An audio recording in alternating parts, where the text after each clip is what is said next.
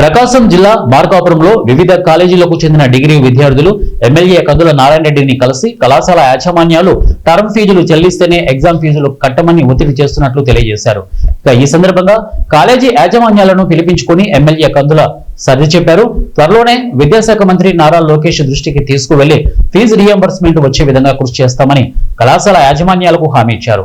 ఈ సందర్భంగా ఎమ్మెల్యే కందుల నారాయణ రెడ్డికి డిగ్రీ కళాశాల విద్యార్థులు కృతజ్ఞతలు తెలియజేశారు.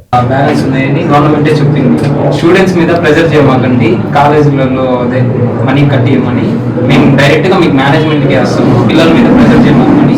ఇప్పుడు వాళ్ళు మీ డబ్బులు పడవని మా మీద పోయినసారి థర్డ్ సెమిస్టర్ లో కూడా మేము డబ్బులు కట్టినాం సార్. థర్డ్ సెమిస్టర్ డబ్బులు కట్టిన తర్వాత 1 మంత్ కి ఫీజు రియంబర్స్మెంట్ పడ్డ తర్వాత మా అమౌంట్ మాకు ఇవ్వలేదు.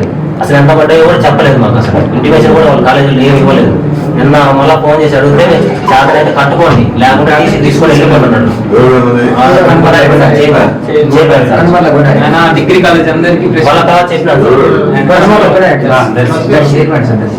నేను చెప్పినాను సార్. మళ్ళీ సార్కి లెటర్ ఇస్తాను, ఎమ్మెల్యే సార్కి కలెక్టర్ ఆఫీస్ అంటే ఇచ్చుకోకండి, ఆయన ఎవరు చెప్పుకోండి మేమైతే కట్టించుకుని కట్టి కాలేజీ